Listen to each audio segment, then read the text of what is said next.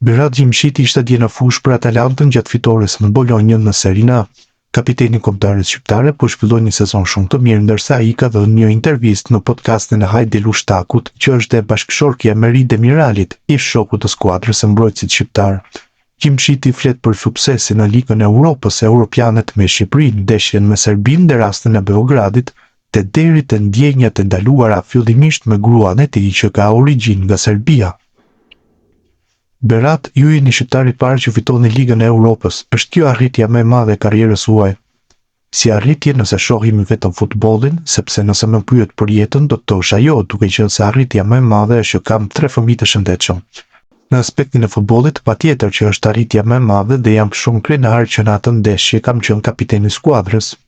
Në 2015 keni zgjedhur që të përfaqësoni Shqipërinë duke u tërhequr nga Zvicra, cili ka qenë motivimi që fshihet pas këtij vendimi.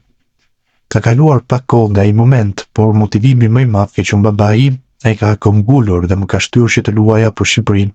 Unë kam kaluar të gjitha grup moshat me Zvicrën sepse kam lindur atje dhe pastaj ka qenë ai moment të kyç nëse do të prisja për Zvicrën apo do të luaja për Shqipërinë.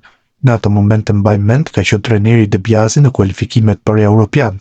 Më ka thirrur në telefon dhe më ka pyetur nëse do t'i bashkohesha Shqipërisë. Sigurisht që doja, të ka qenë një vendosje e shpejtë dhe jam shumë krenar për këtë zgjedhje. Ju luajtët mirë në kualifikuese, por nuk u thirrët në Europian, si u ndjet në ato momente. Sigurisht që në ato moment kam qenë i mërzitur sepse është të ëndrrat çdo futbollist që të luajë në Europian. Unë shënova në Armeni dhe ka qenë një pritje gjatë që të jem në atë turne. U mërzita kur erdhi ai mesazh që nuk je pjesë, por pas 1 apo 2 javësh mërzinë kam kthyer në forcë për të bërë më shumë. Të luftoja më tepër dhe t'ju tregoja atyre se bën gabim që nuk më morën. Ja dola fitin evaluar në Europianën e Gjermanisë. Berat, kemi kualifikuesit e botrorit këtë verë, është një ndeshje në Shqipëri dhe një në Serbi. Ne e dim që ka pasur një sulm në 2014 kur lojtarët tanë shkuan në Beograd. E mendoni se mund të kemi ndonjë rrezik për një rast të ngjashëm? Shpresoj që jo. Ne luajmë futboll dhe nuk duhet të përzihemi me politikën. Futbolli është diçka që ndiqet më shumë në të gjithë botën. Sa i përket asaj ndeshje ku ka qenë shorti i grupeve, nuk kam qenë i lumtur sepse më janë kujtuar ato që ka ndodhur në 2014. Sigurisht që kam menduar, jo, mos. Prap ne.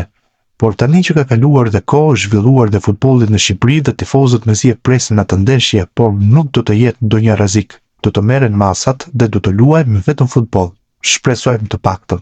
A ki pasur ndonjëherë ndonjë ndjenjë të ndaluar sepse origjina gruas tënde është nga Serbia?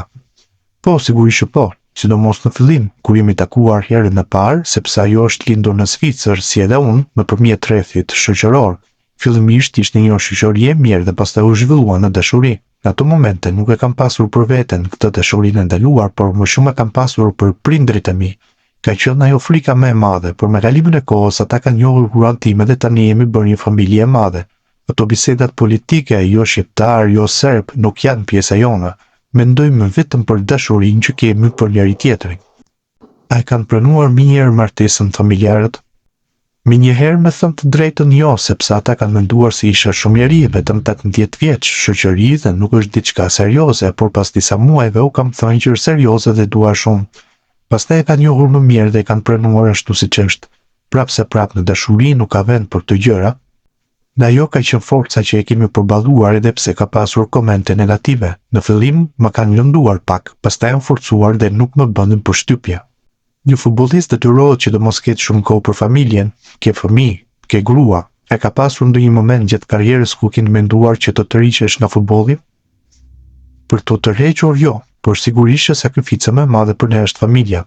Momentet me familjen shpeshherë dhe i humb. Gocën që është 18 muajshe dhe ka filluar për herë të parë të ecë, unë nuk e kam parë.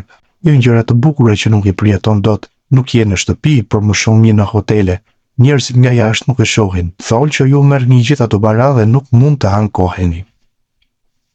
Cila është frika juaj më e madhe në futboll? A janë dëmtimet? Të them të drejtën, nuk janë dëmtimet. Kam pasur dhe unë disa por lëndimet të forcojnë.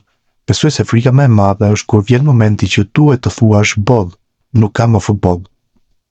Kur mendon se mund të jetë ajo ditë që do të tërhiqeni? Jo edhe 40 vjet. Të shohim, shpresoj të luaj edhe për shumë kohë, akoma është zjarri brenda meje që të jap maksimumin.